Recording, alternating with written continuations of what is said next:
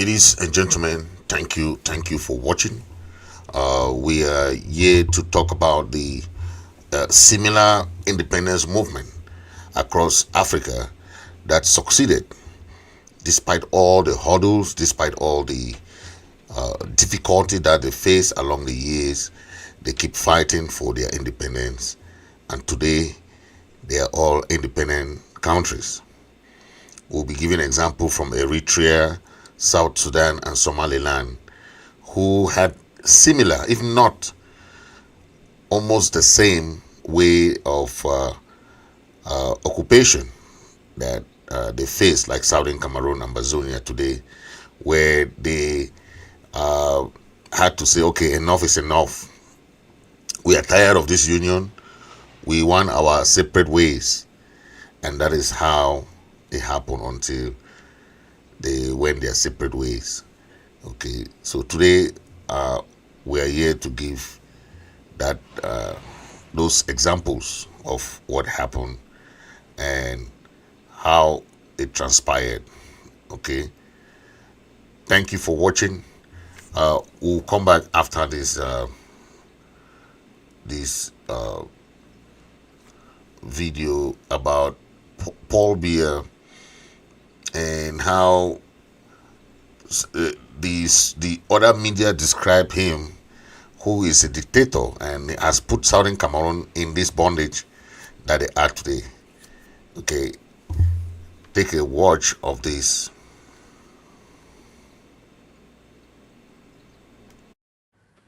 It's hard to criticize a politician's age. You can question their policies, you can slam their track record, but pointing out that they're old, it's often seen as a low blow. Well, we are doing exactly that tonight, because in Cameroon, the world's oldest president is running again. His name is Paul Biya. And guess how old he is? 92 years. He is older than the atomic bomb, older than space travel, older than the United Nations, and of course, the computer and the internet. Plus, he's been president since 1982. Millennial, Gen Z, Gen Alpha, it doesn't matter. Everyone was born under President Biya. But he's not done yet.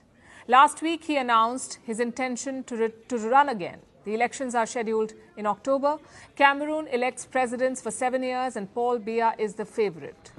So he could be president until 99 years of age. This is not ambition, this is not service, this is hunger for power. Let's take a quick look at his career. Biya was born when Cameroon was still a French colony. He finished his higher studies in France. After that, he entered government service. In 1975, Biya was appointed Cameroon's prime minister. In 1982, the president suddenly resigned, so constitutionally the job fell to him. And since then, a lot has changed. Biya faced a coup attempt. The presidential term was extended, multiple parties were allowed, term limits were abolished. Yet one thing never changed, and that is the president. Clearly, the people have become fed up. In the 1992 election, around 19% of the voters did not vote. By 2018, this number had risen to 46%. So simply put, the people are disenchanted. 1/3 of the country lives on less than $2 a day. Corruption is rampant and security is fleeting.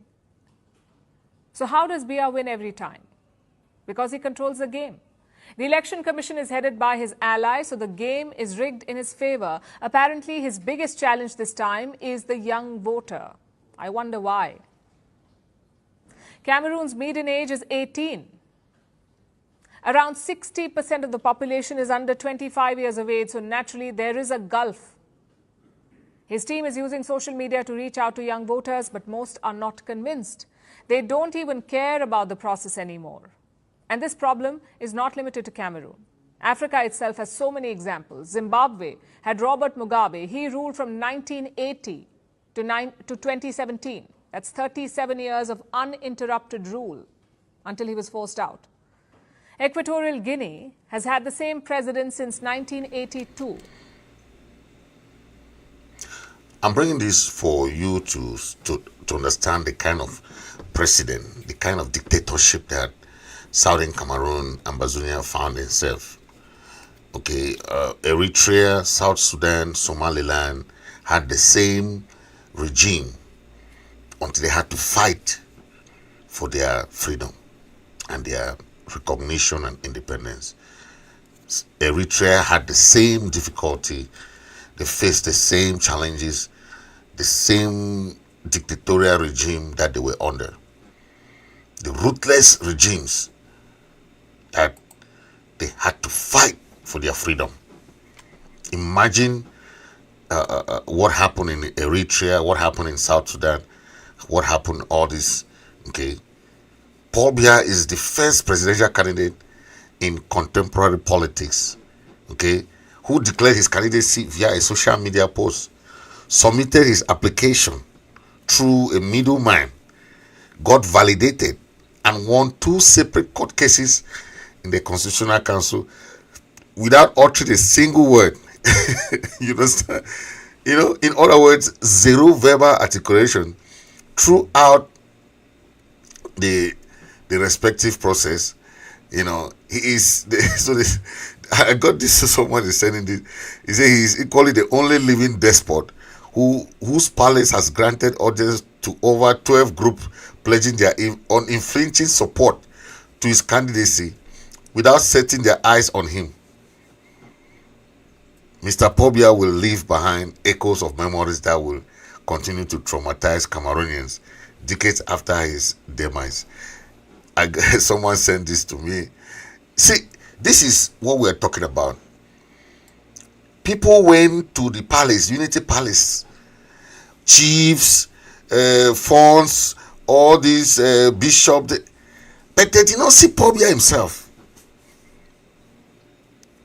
I mean, this is what we're talking about. President Paul Biya has redefined the authoritarian politics in a way that exposes both the weakness of Cameroon's democratic institutions and the resilience of its ruling elite. Okay, he became the first presidential candidate in modern day politics to announce his candidacy without you seeing him through social media. You just say, okay, I'm a candidate. Still today, until after election, you will never even see Paul Biya. But people are wearing his uniform. People are saying that they give unflinching support to somebody. In other countries, presidential elections have debates. People listen to what they can do. But in Cameroon, no, they just hand it to the dictator, and just to continue what they're doing and continue what they're doing. That's it.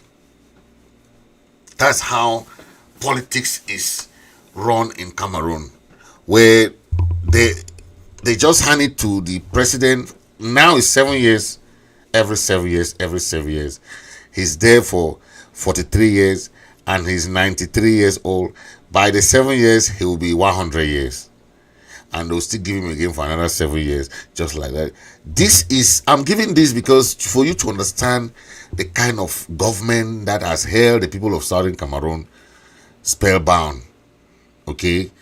And if the people of Southern Cameroon did not wake up in 2016 and say enough of this dictatorship, just imagine the kind of dictatorship that we find ourselves.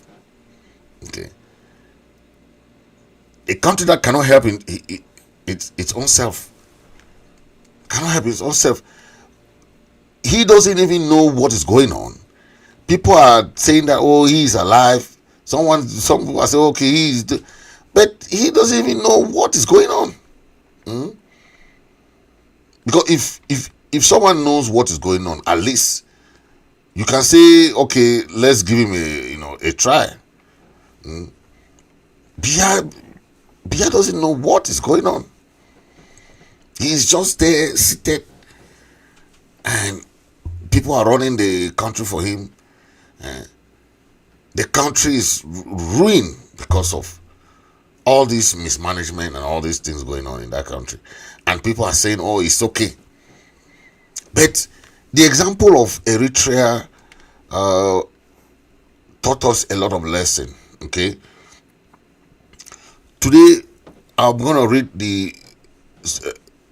some points that will be a little bit similar to what we are trying to see with Eritrea. Okay, why Eritrea, South Sudan, and Somaliland succeeded. Okay, but we still see our people struggling because they do not want to take example from these countries. Even though we have had series of meetings, background meetings with Eritreans, South Sudanese, Somalilanders, who gave us their how they went through their own crisis, but we have to implement it. We have to make use of what they were doing during their time. Okay, imagine the international.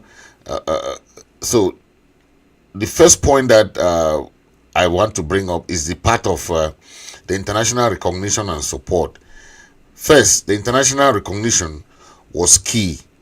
Okay, if a country recognizes you, like now we have a very good recognition from different countries, the United Nations. Okay, so Eritrea, for example, had a UN supervised referendum in 1993. South Sudan had the 2011 referendum guaranteed in the Comprehensive Peace Agreement, strongly backed by the US, EU, and African Union. Somaliland also had the ties because of its stability. Now, on the part of Southern Cameroon, Ambazonia, we see France trying to backstab any move that want to recognize Ambazonia. They will do everything to make country isolate Ambazonia. Okay, so major powers still back Cameroon's side of things because they are afraid of France, and France in particular shields Yaoundé diplomatically because France has veto power. Don't forget, they still have the veto power. Okay. Number two is the collapse of central states. Second timing. Eritrea's independence came after Ethiopia's Derg regime collapsed in 1991. South Sudanese independence followed decades of war that left Khartoum weak and sanctioned. Okay, Somaliland rose out of the ashes of Somalia's collapse in 1991. But for Cameroon, we are seeing a similar situation because Paul Biya might fall in this time because he's old and the citizen regime is just trying to regain or to live on life support because Biya cannot rule. So no matter how they coin it, no matter how they do it, the people in power just want to stay in power. They are not staying in power for the goodness of that country. That is why that country is going to implode. They're going to be war there, no matter how they do it. And possibility is that there will be a military takeover. Because when you look at the state of things, it's similar to what happened in Somaliland when they talk about Eritrea's independence came after Ethiopia's Derg regime collapsed in 1991. Okay, then South Sudan's independence followed decades of war that left Khartoum weak and sanctioned. You understand? So these countries that got their independence from this rogue regime came as a result of the collapse of the regime that held them in bondage. Okay, so Southern Cameroon will have a similar situation. The new regime that will come in power will not want to continue Biya's style. That's why all the candidates that are in the list are trying to say, okay, we'll see how to resolve the Southern Cameroon or the Anglophone crisis. All of them, all the candidates are putting that in their manifesto. Why? Because they know that they will not want to continue the war. Whose president will take over and want to continue a war? You understand what I'm saying? So that is what we are looking at. And the controversy, all the money, all the finances that are being lost, the resources that is being lost just to sustain this war is immense A new government will not want to come and be spending money instead of fixing roads, bridges. Imagine how much money is being lost in this war. Yet, the government of Cameroon cannot afford to even buy cannot afford to buy. Look at the roads.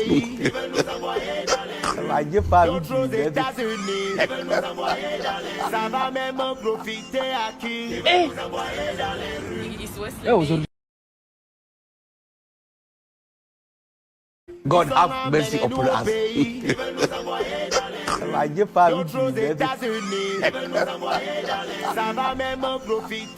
After 43 years in power, this is Yaoundé or Douala.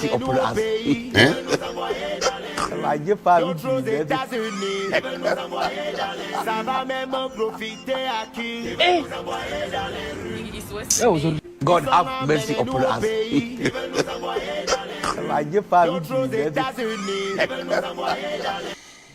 It's sad, isn't it? It's sad. That's the capital. That's the economic capital, Douala, of Cameroon. 43 years of leadership. The richness of Cameroon and Southern Cameroon combined is what other countries are even yearning for. Yearning. Look at Chad. Niger. Those are inland countries. They don't have seaports. They don't have means to even have opportunity to have like a deep seaport like Limbe that can create jobs. Millions of jobs can be created in Limbe deep salt. But because of greed, you see how people are greedy. They don't want to create it. Then they'll abandon 2 airports. Tico Airport can create jobs for the whole of those youths in that area. That they are going to put them as a vigilante. That's how bad it is. You prefer to put children as vigilante than to open an airport that was already there, international airport, Tico International Airport. You abandon the Victoria deep sea port because of greed. You don't want the youth to have jobs, but you will be there going and give them bread and sardine. Give them bread and sardine. And that's what they do. Bread, sardine, all over the place. It's the same thing that they give to these children. And they are very contented. Oh, je support Biya, je support Paul Biya. Terrible thing. And that is what, imagine these people, they give you bread and sardine for one day. You eat and go to the toilet. Then that person will be for 7 years. You don't have nothing to show for. I don't know if these people don't even think for themselves. Somebody will come and give you bread and sardine. You vote for him. After how many years? You never even hear the person again. You never know. Look at these people.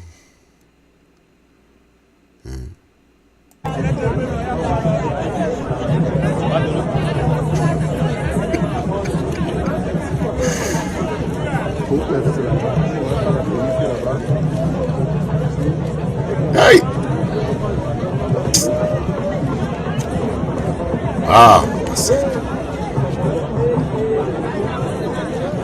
They will give them like this. They know that they are finding.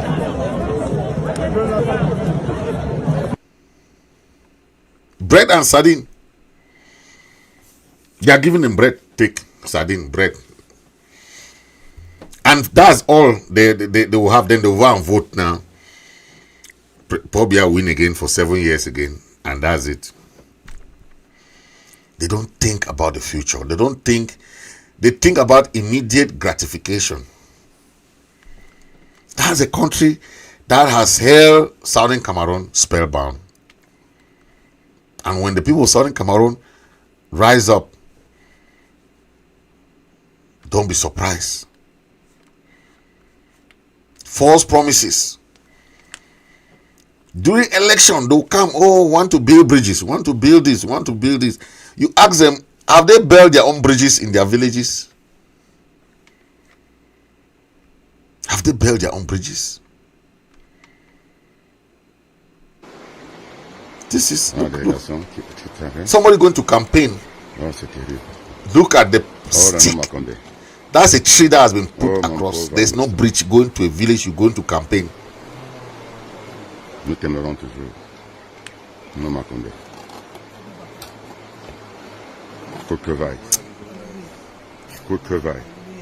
That's a parliamentarian. That's a parliamentarian going to campaign. Imagine they cross a stick. He's crossing that stick, going to give promise because it's election time. Then he will come back that very bridge and pass. That is a bridge. And don't be surprised that he's going to inaugurate this bridge. Hi, Massa. This is the country Southern Cameroon find themselves in. For 43 years, all the resources, everything has been embezzled.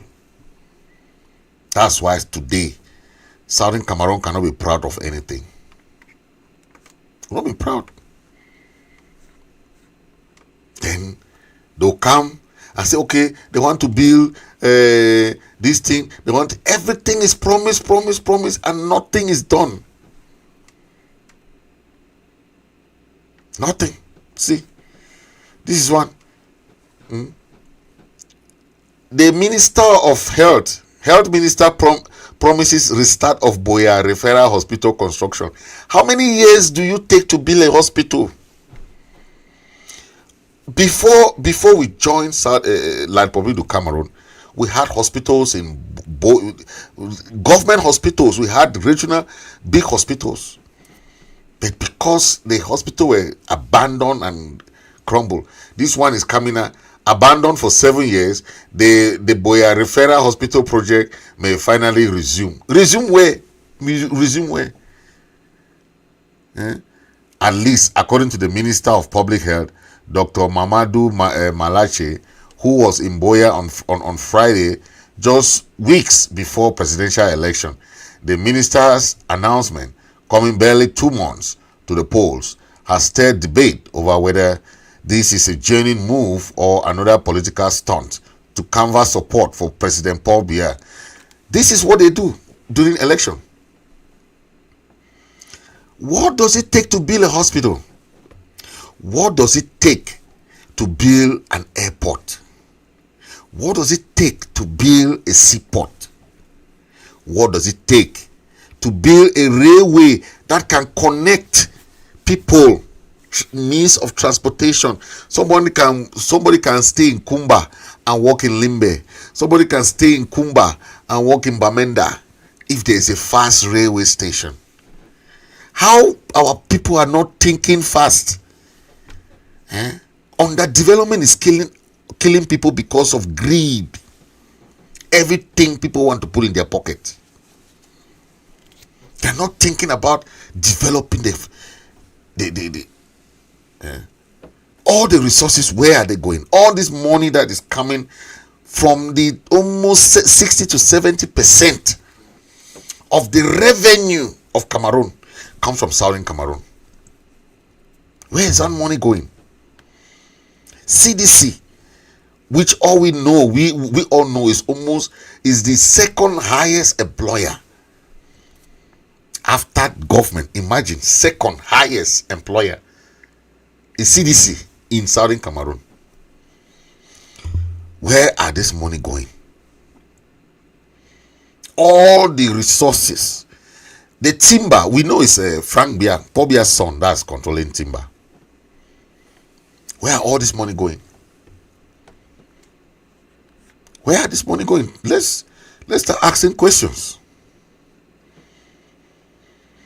Somebody will come today and start telling us all the histories, the story, narrate all those nonsense. Where are those money going? Tell me, because somebody can just come and be saying anything today, but they don't understand what people are going through. That's why I want to talk about Somaliland today. I want to talk about Eritrea today. I want to talk about these people today because they give us a glimmer of hope. There's a glimmer of hope. These are the people. Somaliland, Eritrea, South Sudan. Their success story is what we have to start looking at.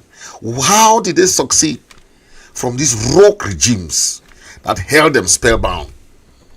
How did they succeed? That's what I'm talking today. So the third point I was talking about is the geopolitical and economic leverage. Economics and geopolitics mattered. Eritrea controlled Red Sea port that global powers cared about. The same like Ambazonia. The Limbe seaport was already functional back in the days, in the Victoria days. We were trading with Nigeria. The highest population in Africa, the country with the highest population in Africa is Nigeria. So we don't lack market. How many population does Cameroon has? We don't need Cameroon for trade or anything because we were already trading with Nigeria for 40 years. We were being governed by the British with Nigeria. We had nothing to do with French Cameroon. So now we already have the market. If we produce anything in Southern Cameroon today, Nigeria is there to sell or to buy. And we can have that easy trade. I saw they just opened the second port in Calabar that we share boundary with. So we don't need La Republic for anything. We don't need them. Now they're just holding on spellbound to remain under their bondage. They're going to open a port in Kribi when it's not a sea. Kribi is a small river, whereas we have a deep sea port, Atlantic Ocean in Limbe, where we don't even need stress. They'll just build, just do a very good construction. There will be employment. If this government is not greedy, or if this government is not just wicked, they would have been reconstructing everything that they made. But they abandoned everything that they made in Southern Cameroon. That is what we're talking. South Sudan has huge oil reserve that attracted US and Chinese interests. The same thing like Southern Cameroon. We have huge oil reserve that is making France not to abandon Southern Cameroon. Somaliland's Beba port is now a prize of full Gulf state. Ambazonia is also resource rich, right? Oil, Indian, timber, cocoa, okay. The fact that France is blocking all this aspect, the other countries don't see Cameroon, don't see Southern Cameroon as they saw South Sudan, Eritrea, and Somaliland. What Eritrea had, Red Sea port, Ambazonia has that. What South Sudan had, rich oil resources, Amazonia had. So what all these three countries had that attracted the international community to them, Amazonia already had them. We have the oil, timber, cocoa, agriculture, everything. So Amazonia has everything that made the international community to be attracted to South Sudan to go and resolve their crisis. Ambazonia had what attracted them to go to Eritrea to go and solve their crisis with Ethiopia. Ambazonia still has what attracted the countries, the international community, to go to resolve the crisis with Somaliland and Somalia, which is still what we have. So we are blessed. Ambazonia is blessed because we have all the resources. So if what attracted this international community to go to Somaliland, Eritrea, or South Sudan to resolve their problem until they had a referendum, Why not Ambazonia, Southern Cameroon? That is a question. Okay, that is a question. And now, the other point that made that the success story. I'm talking about the success stories of this other movement, independent movement. The number 4 point is the unity of the movement. Okay, the unity. Eritrea's EPLF stayed relatively disciplined. Okay, discipline. This is what I want us to start taking the good. We call it good practices. If somebody is successful in something, learn why that person was successful. Okay, they were disciplined, and I understand we have been talking much about that. While so many groups in Southern Cameroon are divided in opinion, but they are united in one purpose, right? So their unity and their discipline will help let the international community know that these guys are serious. That's why I'm very grateful seeing all the leaders now. If there is a decision, all of them will come and sign. There will be unanimous decision, all those things. It helps the international community to see some form of discipline. International community don't like groups or freedom people who are fighting for something and they are divided. They don't like that. Okay. The South Sudanese SPLA, despite internal rivalries, presented a united front until independence. That is what we are talking about. We have so many groups. We understand. But if those groups can provide a united front, it shows the international community that these guys are serious. That the Amazonian people, irrespective of their groups, they have this united front. That they are going to represent the people. Okay? But we cannot be so divided that this group go and say this one go and say this. The international community will not take you serious. Somaliland used clan structure to build reconciliation and self-rule. Okay? Ambazonia is fragmented. Why?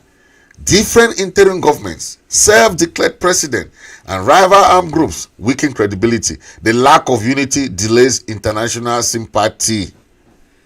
I've been preaching this every time. Lack of unity. Even Ambassador Thibaut Nagy has emphasized this time and again. But our people do not take it serious. Lack of unity. The earlier we start learning how these other countries had their independence. Number 5, pathways to referendum. Pathways to independence. Eritrea had a UN-backed referendum. Don't forget, Eritrea had a UN-backed referendum. We have been preaching about referendum here, but people don't understand. How did we join La République du Cameroun? It was through a referendum. So the international community will recognize you for going through that same legal path. Because La République say, okay, you guys voted to join us. Now, the international community will say, okay, if you said this guy voted to join you, we're going to organize this UN-backed referendum. That referendum now, we will ask a very genuine question. Do you wish to stay with these people or you wish to go your separate ways? Eritrea had the same referendum. They had to vote to leave Ethiopia. South Sudan's referendum was guaranteed in peace accord. If we go for negotiation today, we have the chance of going in for a very, very serious negotiation process where one of those peace accord will be a referendum. Somaliland forged its own grassroots democracy. Okay, Ambazonia, there is no roadmap. There is no roadmap. Cameroon insists the country is one and indivisible, and France blocks any international push for a referendum. Without an agreed political process, the war drags on. Our people need to have a plan, a roadmap, something that they can prove to show the international community this is what they plan to do. Because when you go meet somebody and say, hey, we want your support, The person wants to see something that you have drafted. At least show that person that, oh, this is our roadmap. We want negotiations to start, and after negotiation we want this. After this we want this. After this we want this. Okay, this is what we want. Yeah.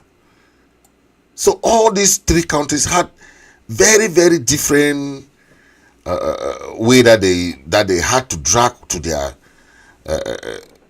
and we have to take advantage of learning from these people.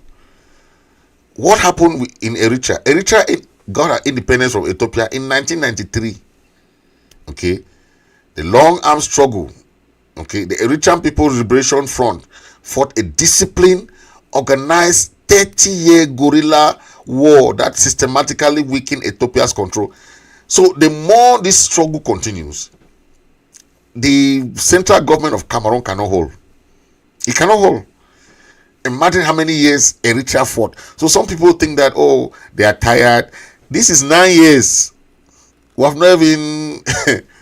Some people think that this war would take 3 years and is... Oh, no. Eritrea fought for 30 years. Think of it. Independence is not a biscuit. So when people think that, oh, and they were having the guerrilla warfare. What is happening now in Southern Cameroon is guerrilla warfare, where you sit, you don't spend on, you only sit and plan something, and it happens. Plan some. That's how guerrilla warfare is. The expenses, the cash, all the thing is depending on the government of Cameroon, because they will be spending their money to deploy troops all over the place, spending money to feed those troops, spending money to pay those troops. They would want spending the money. So there'll be a time when they'll say, no, enough is enough. Why are we spending all this money? Why are we deploying all these resources? Does it match up? See one example. The money that they were supposed to rebuild Sonara, they will instead prefer to keep Sonara there and use that money for the military. That is bad. That is mismanagement, misappropriation. But they don't understand that. So the collapse of the Ethiopian regime also caused the Eritrean revolution to push forward. Okay, the fall of Haile Selassie in 1974 and later the collapse of the Daesh regime in 1991 left Ethiopia too weak and divided to whole Eritrea. It's the same thing that will happen here. Paul Biya's government is becoming too weak. That's why he cannot even come out and speak. The CPJ regime is just trying to hold on to power, but they don't have any means to hold tight. Okay, the national unity among Eritrea was another aspect. If we have national unity, the ghost town and lockdown is one important thing I always say. That is national unity. National unity does not mean that, oh, let's Ambazonians say that they are united. No. The fact that you respect every day Monday goes down is national unity. The world knows, like the public do Cameroon know, that Monday is off their book. They don't have any business on Monday. Because they know Monday is lockdown. So what do? Who want to travel on Monday? To go and have your car burned or to go have your bus burned? Because of what? Just respect the ghost town. It's one day. That's national unity. That's what the Eritreans had. National unity. Okay? Despite the ethnic and religious diversity or whatever happens, the Eritreans united around the idea of independence. If Ambazonia unite around the idea of independence, that's it. Yeah. Then the strategic alliances. What our groups are doing is strategic alliances. Some people were talking about unity. Unity doesn't mean collaboration. But collaboration is better. Because unity means every group will dissolve, then they'll come. No. We want people to stay in their groups because it helps diversity. But those groups have similar agenda, which is independence. That is strategic alliance that we're talking about. Okay. How about South Sudan? South Sudan had similar situation too, right? The same historical grievances. Okay, South Sudan had her independence in 2011, not too far ago. Okay, but they had the same historical grievances, decades of marginalization, like Southern Cameroon, religious and ethnic oppression, economic neglect of Khartoum, built a strong national identity of South Sudanese. The same thing that is happening in Southern Cameroon today. The marginalization, the ethnic oppression, the economic neglect of Khartoum is the same as economic neglect of Yaoundé. Armed resistance. The Sudanese People Liberation Army waged one of Africa's longest civil wars, forcing Khartoum into negotiation. This is 9 years. I always try to talk about the Biafra War, right? But the Biafra War was 3 years and Nigerian army crushed the Biafrans. But today, we have 9 years going. You can understand the courage of Ambazonians when you compare them now with what is happening in Yaoundé there. Where the people of, they will reject a candidate who is competent. Come to, the people cannot speak anything. They will be watching those people manipulating them there like that. Oh my God. The oil factor. South Sudan's oil reserve gave them the movement economic leverage. It's the same thing that is happening now. Okay, if Russia or China or UK, any country want to come now, they will look about the oil side of things. You just saw what Russia and we will, just like Mandela said, we will welcome any country that is supporting us in the time of our crisis. The same how Mandela said that they welcome any country that supported them in the time of apartheid. Because you cannot come when the war is over, you say, oh, you know. The countries that support Ambazonians now, those are the countries that we will do business with them, because they supported us in time of our crisis. Okay, international pressure and U.S. mediation. This is why South Sudanese suddenly get. You see, the U.S. came in to mediate between South Sudan and Sudan. You see, that's what happened, and South Sudan gained their independence. Okay, yeah. So, you know, how about Somaliland and Somalia? Somaliland got the collapse of the central government, like the collapse of the BR regime today, got the Somalilanders to declare their independence. That was in 1991, and that's how they had to gather bottom-up peace building and military victory over many projects that was going on. Okay, so all these things that happen in these three countries, I am bringing it because it's just similar to what happened or is happening in Southern Cameroon and Ambazonia. Okay, from the resources to the military takeover and the weakness of the central regime, all these things are what our people have to understand. That each country has their history, but what propelled the international community to go and support these independent movements was because of one resource to the other. Oil was one of the resources. All the other natural agricultural resources was also mentioned. Okay, then they also, the side of their guerrilla warfare, they won. Then the weakness now of the central regime was also the collapse of those regimes also propelled these countries to gain their independence. Then the international community now realized that these people have fought for too long. Okay, if they have fought for too long now, then they are serious. Okay, so let's not think that the struggle will end today. It will not end because the Southern Cameroonians are still determined to take what belongs to them. No matter the mistreatment, they have jailed our leaders, our people are still on exile, our people are in refugee camps. That has nothing to do with the determination and the enthusiasm to end this crisis to the end. And that is what we are talking about. So these examples that I brought should be an eye-opener that the crisis will not take 2 years, 3 years. Now it's 9 years. Let's be look at Eritrea. 30 years. They fought for 30 years.